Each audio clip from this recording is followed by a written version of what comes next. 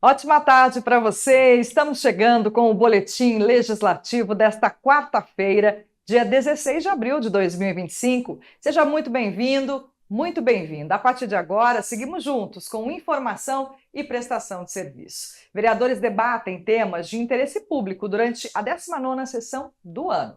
Endividamento da população. 19 milhões de brasileiros estão com o nome na lista de inadimplentes e nem sabem. Daqui a pouco a gente traz todas as informações. A gente abre o boletim com um balanço da 19ª sessão do ano. Entre os documentos apreciados durante a 19ª sessão do ano estão requerimentos e indicações com pedidos diversos. A maior parte das indicações sugeria a realização de serviços de manutenção pública na cidade, como reparos em calçadas, troca de lâmpadas, instalação de lombofaixas, capina e limpeza de galerias.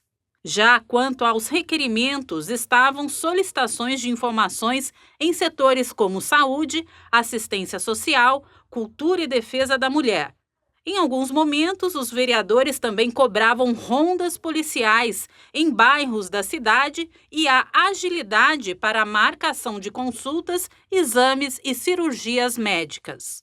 Já durante o pinga-fogo, período em que os parlamentares vão à tribuna para debater assuntos de interesse público, os principais temas em debate foram saúde, direitos das crianças e adolescentes, assistência social e fiscalização. O primeiro orador foi o vereador Carlos Abranches. O parlamentar lamentou a rejeição em plenário de um requerimento que questionava a prefeitura sobre a atualização no valor do Vale Alimentação dos servidores municipais. Segundo Abranches, esse assunto deveria ser pauta do Executivo, uma vez que o atual valor do vale não seria suficiente para custear a alimentação mensal. Outro parlamentar a usar a tribuna, o vereador Lino Bispo, apresentou um vídeo com o relato da mãe de uma criança que teria sofrido abuso por um colega da escola. Segundo o depoimento, a mãe ainda estaria aguardando uma posição do poder público sobre o caso. Lino Bispo cobrou uma atitude das autoridades e da prefeitura. No tema da proteção das crianças, o vereador Cláudio Apolinário defendeu o trabalho do Conselho Tutelar de São José dos Campos. O parlamentar comentou sobre uma visita que fez ao órgão e apresentou uma cartilha criada pela Rede de Acolhimento às Crianças que demonstra quais procedimentos seguir em casos de violência, abusos ou situações de emergência nas escolas. Já o vereador Tomás Henrique fez críticas a uma palestra realizada pela Fundação Cultural, que teria conteúdo pautado em ideologias consideradas por ele de esquerda. De acordo com o vereador, o dinheiro público não deveria ser usado para atos de militância. Tomás também abordou casos de abusos de crianças em escolas da cidade e cobrou medidas efetivas. Quem também fez uso da tribuna foi o vereador Rogério da Acazem. Ele relatou a insatisfação de moradores do distrito de Eugênio de Melo em relação ao serviço de fornecimento de água e reparos realizados pela Sabesp. Em fotos, o parlamentar mostrou diversos pontos de vazamento de água e obras não finalizadas pela concessionária. Rogério da Acazem reivindicou melhorias nos serviços. No tema da saúde, a vereadora Amélia citou a destinação de verbas federais para a construção da nova maternidade de São José dos Campos. Segundo Amélia, a maternidade é um avanço para a cidade, mas fruto de uma luta antiga da parlamentar, que mobilizou diversas frentes em prol da construção de hospital da mulher no município. E o esporte foi o assunto abordado pelo vereador Marcão da Academia. O parlamentar parabenizou a conquista e a participação de atletas joseenses em campeonatos regionais e nacionais de diversas modalidades, como vôlei, boxe e natação. A sessão contou ainda com a criação de 2 novas frentes parlamentares: a Frente em Defesa das Pessoas com Síndrome de Down e a Frente em Defesa dos Direitos das Pessoas com Epilepsia. A formação dos grupos ainda deve ser votada em uma nova sessão de Câmara. As sessões da Câmara são realizadas todas as terças e quintas, com transmissão ao vivo a partir das 4 horas da tarde. Você pode acompanhar os trabalhos em plenário na íntegra no nosso canal do YouTube. Diferentes pontos da cidade agora contam com placas que indicam a travessia de animais. A sinalização foi instalada em locais do município onde é comum a passagem de espécies silvestres, como o cachorro do mato, tatu e lobo-guará. Não são só os seres humanos que vivem na área urbana. Muitos animais procuram abrigo nas ruas ou as utilizam para se locomover de um lugar para o outro. Em São José, casos de animais atravessando a pista ainda são comuns. Os mais comuns são os gambás, né? São animais lentos, são animais que costumam revirar nosso lixo. Então, nas áreas urbanas, os gambás estão bem presentes, né? Os cachorros do mato também, lobo-guará é um animal que vem aparecendo bastante, inclusive nos bairros, ultimamente vem aparecendo. Nas áreas rurais, a preguiça também vem aparecendo bastante. Novas construções, o clima e o período de reprodução podem ser justificativas para o aparecimento dos bichos nos perímetros urbanos. A gente tem uma expansão urbana muito grande, a gente concreta, né? A gente precisa disso para a gente morar, então... Porém, muitas vezes a gente não tem um planejamento, né? A gente simplesmente faz de acordo com a nossa necessidade, só que precisa ser uma coisa pensada para as duas partes, né? Tanto para o ser humano como para os animais também. Com essas aparições, infelizmente, são comuns os casos de atropelamento desses animais. E para reduzir esses acontecimentos, foram colocadas placas de aviso em pontos estratégicos que esses bichos mais costumam aparecer na cidade. Na primeira leva, foram 55 placas instaladas, a maior parte no Urbanova e na Via Oeste, por serem locais próximos à mata. Nós instalamos agora cerca de 55 placas, a ideia é 150 placas nos próximos períodos, né, que corresponde aí à região leste, que é a ocorrência do Calitrix aurita, e exatamente também ali na região sul, no Parque do Cerrado, que provavelmente existam animais naquela região. Quando se fala em animais na pista, talvez esta placa aqui venha à sua cabeça. Só que este é um símbolo universal. E uma das estratégias que a prefeitura tomou para tentar diminuir os casos de atropelamento foi colocar as silhuetas dos animais que podem ser encontrados aqui em São José nas placas. Esta daqui, por exemplo, tem o formato de uma capivara. Mas outras espalhadas pela cidade mostram também o lobo-guará, o cachorro do mato e outros animais que podem ser vistos pelas ruas de São José dos Campos. Nós achamos por bem instalar essas placas indicativas, onde tem um símbolo de um animal silvestre, para que o motorista, ao passar nesses locais, passe com mais cuidado, né, passe mais devagar e preste mais atenção, né, para que não ocorra o atropelamento desses animais e nos ajude na conservação desses animais que estão aqui na nossa região urbana.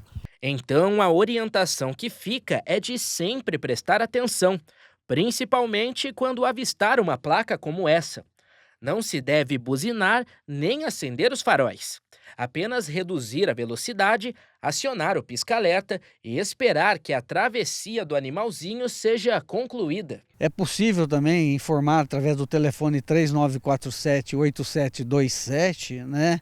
Ou via e-mail, ou via 156. Se notar a presença desses animais em algum ponto da cidade, pode notificar, que a gente passa também a investigar, ver se é um ponto novo, se não é conhecido, para compor esse mapa da biodiversidade. Para a Câmara, a instalação das placas é uma política de proteção aos animais e também de segurança para os motoristas. O Legislativo espera que a sinalização ainda ajude na consciência de quem dirige pelas vias. O que essa proposta que está sendo feita agora traz é exatamente atualizar a figura do alce, que não tem nem direito no Brasil, colocar um cachorro, colocar um bicho local, né, que geralmente transita ali naquelas vias onde essas placas estão sendo colocadas. Então eu sinto que é uma atualização que está sendo feita. E isso, de que maneira que é visto pela Câmara? A gente acompanha para ver, porque essa é uma ação do Executivo. Segundo o vereador Carlos Abranches, é papel do Legislativo apoiar propostas que atuam na defesa da causa animal. Nossa função é essa, fiscalizar. Foram vários pontos, vias que realmente a coisa acontece. Eu passei recentemente na Via Oeste, tem lá uma placa dessa apontando para o trânsito de animais, tudo. As pessoas têm que ficar atentas. Nosso assunto agora é a reforma administrativa que está sendo discutida no Congresso Nacional. Um dos objetivos das mudanças propostas é garantir mais eficiência do Estado. E esse é o tema de hoje, do Boletim Entrevista.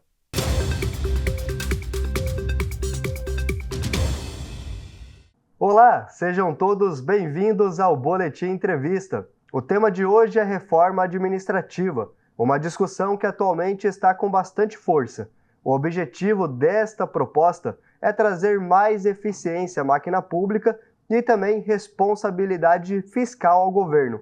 E quem vai trazer mais informações sobre este assunto é o Renan Barini, ele que é advogado.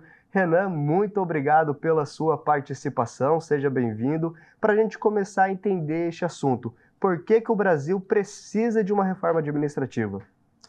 O Brasil, na realidade, ele depende de uma reforma administrativa para continuar em pé.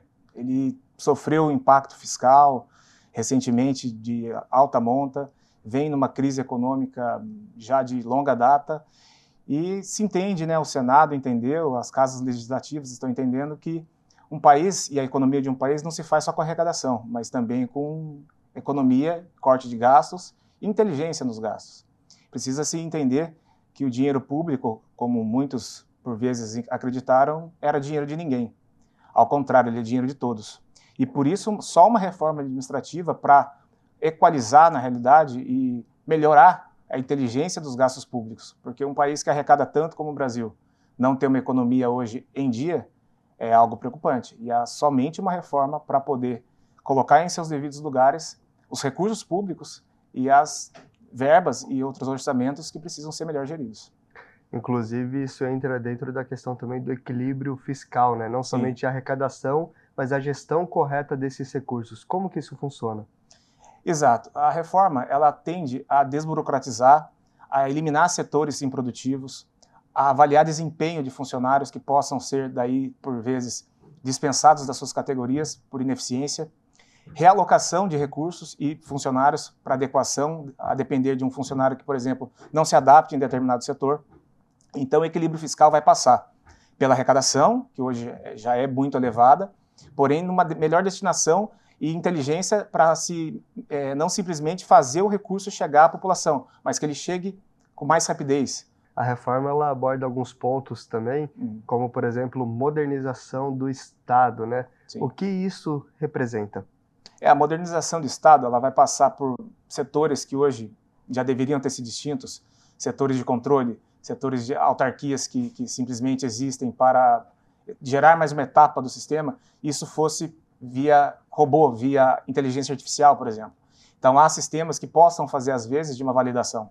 E isso tem que ser levado em consideração nos dias de hoje para que uma máquina funcione de forma mais eficiente e sobre funcionário para atender a população, que hoje é uma questão deficitária. Então, a modernização, além da desburocratização, vem com a digitalização, inteligência artificial e uso das ferramentas, robôs, para fazer o que o humano não consegue fazer e deixar que o humano faça aquilo que a máquina não pode fazer. Perfeito. E falando também sobre outro ponto da reforma, é a parte do funcionalismo público, né? Sim. Muito debatida. O que realmente é o funcionalismo público e como ela entra dentro da reforma? Está havendo uma grande resistência de grande parte dos servidores, sindicatos, entidades, porque o funcionário público hoje goza de uma independência e de uma estabilidade muito grande, a ponto dele só ser dispensado em casos graves, crimes, por exemplo. A reforma vai fazer diferente, ela vai contratar servidores por competência, servidores por tempo determinado. Alguns servidores terão a sua estabilidade analisada por desempenho, então irá se cobrar de um funcionário público a exemplo do que se cobra dentro do setor privado. Isso gera certa insegurança. E o funcionalismo público, ele não é o mais afetado reforma, por exemplo, ele é um setor vigiado, ele é um setor que vai ser fiscalizado, que hoje ele simplesmente é submetido aos seus próprios órgãos. Ele tem que estar submetido ao escrutínio público, porque ele recebe dinheiro público. Inclusive, a participação popular na reforma vai ser muito grande. O munícipe e o cidadão vai ter voz para fiscalizar os poderes públicos. E isso faz diferença num país que tem a máquina do tamanho da nossa, né? Ele não pode ser considerado simplesmente um Estado e gerir por si próprio, e daí, ainda mais da forma ineficaz que tem acontecido. Perfeito. E quando pensa em reforma, né, Estado eficiente, isso tudo volta para a população em políticas públicas, né? Mais investimentos em saúde, educação, segurança pública. Exato. Hoje, por exemplo, em muitos cargos de saúde, da educação, só se pode contratar mediante um concurso, uma etapa de seleção criteriosa estabelecida em lei. Isso gera falta de professores, falta de médicos, falta de profissionais de enfermagem. Com a reforma, isso pode ser feito emergencialmente. Por exemplo, a pandemia teve um impacto tão grande que vários setores não puderam ser atendidos e a falta, a escassez de profissionais por uma razão burocrática. Isso atrapalha a população. Então, esses recursos que por vezes serão economizados, eles precisam ser destinados em momentos emergenciais, em pontas como a educação, segurança e saúde. Muito obrigado pela entrevista, pelas explicações. Então é isso, pessoal. O Boletim Entrevista de hoje fica por aqui. Até uma próxima. Tchau, tchau.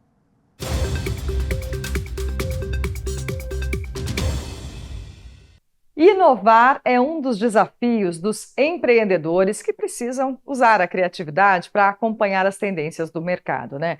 Assunto para os especialistas do quadro Empreende Sebrae.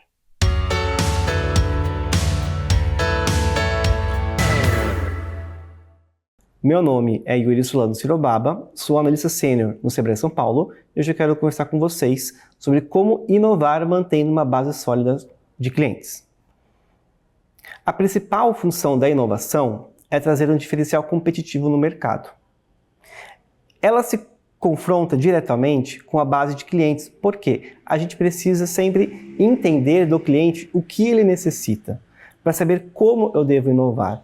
Então, a principal dica que eu dou para quem quer inovar é inovar com base na necessidade do cliente, naquilo que ele já apresentou de reclamação, que ele apresentou de sugestão. Então, vale sempre revisitar ali e ter esse controle, né? A gente tem sempre os depoimentos dos clientes nas redes sociais, por exemplo, e a gente tende a entender que um depoimento negativo eu tenho que apagar e deletar. Não, eu preciso ter um histórico, um registro desses depoimentos, analisar a viabilidade daquilo que ele está pedindo, né, de melhoria, e se basear nesses pedidos em dados para poder inovar.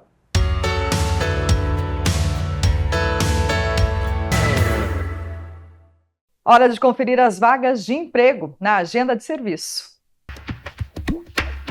O PAT, Posto de Atendimento ao Trabalhador de São José dos Campos, tem oportunidades de emprego para açougueiro, ajudante de cabista, ajudante de cozinha, ajudante de obras, ajudante de serralheiro, alinhador de direção, assistente de vendas, atendente balconista, atendente de lanchonete, atendente de padaria, auxiliar administrativo, atendente do setor de hortifruti, auxiliar de faturamento, auxiliar de limpeza, auxiliar de manutenção elétrica, auxiliar de mecânico de autos, auxiliar de pedreiro, auxiliar de pessoal, auxiliar em saúde bucal, caixa de bar, churrasqueiro, cozinheiro de restaurante, cozinheiro geral, designer de sobrancelhas, eletricista de instalações, empregado doméstico nos serviços gerais, encanador, enfermeiro auditor, lavador de veículos, mecânico de auto em geral, mecânico de manutenção e instalação elétrica, mecânico de veículos automotores a diesel, mestre de obras, montador de móveis de madeira, motorista de caminhão guindaste, nutricionista, operador de caixa, operador de robô de soldagem, operador de telemarketing ativo, operador de telemarketing, operador de telemarketing receptivo, operador de vendas, operador eletromecânico, pedreiro, pintor de estruturas metálicas, promotor de vendas, repositor em supermercados, salgadeiro, repositor de mercadorias, servente de obras, tapeceiro de móveis, técnico de manutenção elétrica, técnico de rede e vendedor pracista. Ainda há vagas para pessoas com deficiência nos cargos de almoxarife, auxiliar de lavanderia, auxiliar de limpeza, operador de telemarketing. Para se candidatar é fácil, é só comparecer ao PAT levando RG, CPF, carteira de trabalho e o cartão cidadão. O PAT fica na Praça Afonso Pena, número 175, no centro de São José dos Campos. Vamos falar agora de uma prática que tem se tornado cada vez mais comum: o consumo de produtos e também serviços a partir de estímulos das redes sociais. Levantamento mostra que 60% dos brasileiros acreditam que as plataformas contribuem para o aumento das dívidas. Rolar o feed, clicar, comprar. A sequência parece inocente, mas pode esconder um hábito perigoso: o consumo impulsivo, muitas vezes estimulado por quem a gente segue nas redes. A Thaís às vezes não resiste e, quando percebe, já fez uma compra.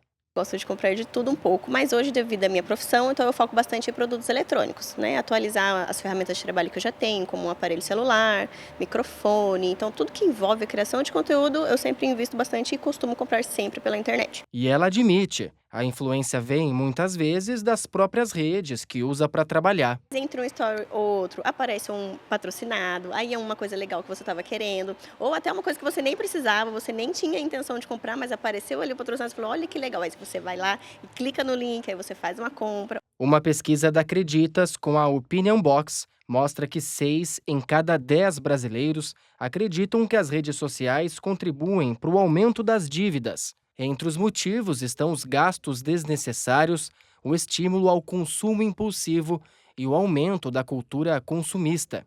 Além disso, 7 em cada 10 brasileiros já se endividaram. O cartão de crédito é um dos grandes vilões. Essa especialista explica que, para muitas pessoas, o impulso de comprar vem antes mesmo da necessidade, mas dá para resistir com educação financeira. Se eu não consigo resistir aos apps de compra, eu posso desinstalá-los do meu celular. Se eu não consigo ir ao shopping sem me lembrar daquilo que eu vi nas redes sociais, eu deixo o meu cartão de crédito em casa ou eu não vou passear no shopping. Eu vou passear, por exemplo, nos parques da nossa cidade, que são tão maravilhosos. E a responsabilidade sobre o consumo consciente não é só individual. O poder público também pode e deve contribuir com ações de orientação e prevenção.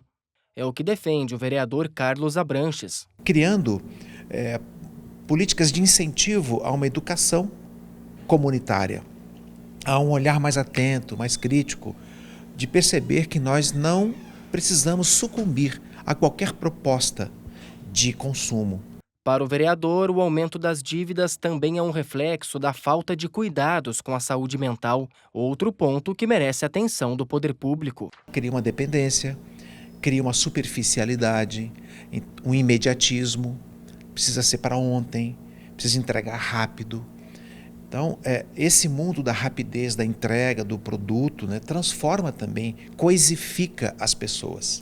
E para quem já sente os efeitos do consumo impulsivo, a dica dos especialistas é ter uma avaliação crítica dos próprios gastos. Um ponto importante, eu gosto sempre de olhar daqui para frente. Como eu posso mudar a minha vida a partir desse momento aqui? Então, construindo um orçamento e colocando num papel, numa planilha, no bloquinho de notas do seu celular, tudo aquilo que você consumirá no próximo período. O mundo digital veio para facilitar, mas quando o consumo se transforma em armadilha, é hora de repensar os hábitos. Afinal, nem toda promoção é uma oportunidade e nem toda influência merece um clique.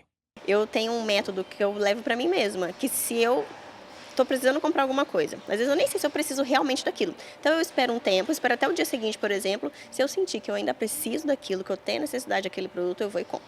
para eu evitar essas compras impulsivas, né? Quer dizer, a gente acaba gastando um dinheiro que a gente nem precisava ter gastado, que depois a gente ainda fica se remoendo, não precisava. E aí aquele material, aquele produto fica lá jogado, sem serventia, não vai servir para nada, mas você gastou um dinheiro que você podia ter feito alguma outra coisa que realmente fosse necessária. É isso, controlar os gastos por impulso para evitar problemas financeiros, né? Hoje, segundo o Serasa, 57 milhões de brasileiros estão endividados. E o pior, nem sabem. Desse total, 19 milhões estão com o nome na lista de inadimplentes.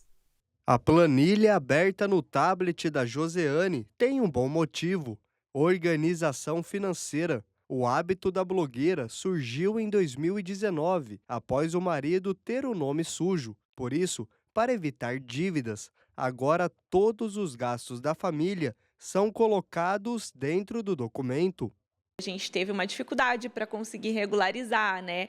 E até para conseguir crédito, né? Quando queria comprar alguma coisa, trocar de carro, alguma coisa assim, a gente não conseguia. Então, a gente teve essa dificuldade no início, né? E eu acho que isso foi o pontapé para a gente conseguir, né? Pô, a gente precisa regularizar essa situação sua para deixar tudo ok, para a gente conseguir aí crédito no mercado, conseguir guardar dinheiro também e ficar mais tranquilo com as contas, com o financeiro, né? Da nossa família.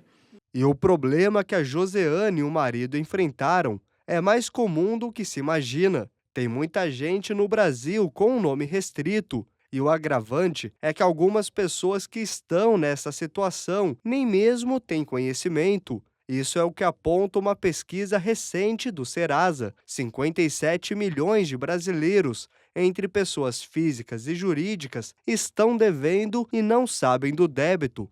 Pior, dentro deste número, 19 milhões já estão com o nome negativado. Entre os principais motivos para o endividamento estão a falta de monitoramento do CPF ou CNPJ, dados cadastrais desatualizados e desinformação financeira. Muitas pessoas só descobrem que estão inadimplentes ao tentar contratar um financiamento, empréstimo pessoal ou até mesmo utilizar serviços básicos, como acesso aos cartões de crédito. Eu acredito que esse fenômeno do endividamento oculto, se é que a gente pode dizer dessa forma, é resultado de uma cultura de falta de educação financeira, mas a gente também não pode negar que alguns eventos da vida, como desemprego, doença, divórcio, também corroboram para que esse fenômeno aumente cada vez mais. O problema é mais acentuado em algumas regiões. O estado de São Paulo concentra quase 1/4 dos brasileiros que desconhecem as dívidas, um total de 12,5 milhões de pessoas. Os impactos destes números vão muito além de restrições de crédito. O aumento da inadimplência pode também provocar impactos na economia local. Essa negativação impede que as pessoas tenham acesso a melhores condições de crédito, empréstimo, e isso acaba desembocando na economia como um todo. Monitorar regularmente o CPF também é essencial para evitar surpresas desagradáveis. Ferramentas como o Serasa e SPC permitem consultas. O Banco Central, por meio do programa Registrato, também pode ser utilizado para verificar pendências. O monitoramento do score também pode ser muito interessante. E outras práticas como ativar alertas de crédito, não emprestar o nome a terceiros, ficar atento a golpes e fraudes e não compartilhar dados pessoais. Depois da experiência negativa com endividamento, a Joseane, que conhecemos no início da reportagem, utiliza as redes sociais para auxiliar outras pessoas. São informações e vivências que podem ajudar os brasileiros a ter uma vida financeira estável. Eu consegui aí criar categorias, né, para o nosso dinheiro, então com contas fixas, mercado, passagem, viagens, né, o que a gente gastava mais, e a gente conseguiu fazer uma reserva de emergência, né, a gente já conseguiu realizar sonhos também, conquistar coisas, então assim, eu acho que mudou totalmente a nossa vida, não só financeira, mas a nossa vida como um todo. Vamos saber como fica o tempo na cidade na previsão. A tarde desta quarta-feira se mantém com o sol entre nuvens e com chances de chuva a qualquer momento. A máxima é de 25 e a mínima de 17. Amanhã, quinta-feira, a previsão também é de sol com a presença de nuvens e chances de chuva ao longo do dia. À noite, o tempo fica firme. A máxima será de 26, com mínima de 18 graus. O Boletim Legislativo de hoje fica por aqui. Muito obrigada pela companhia. Se quiser rever as reportagens, basta acessar o nosso canal do YouTube TV Câmara SJC. Amanhã estaremos de volta. Até lá!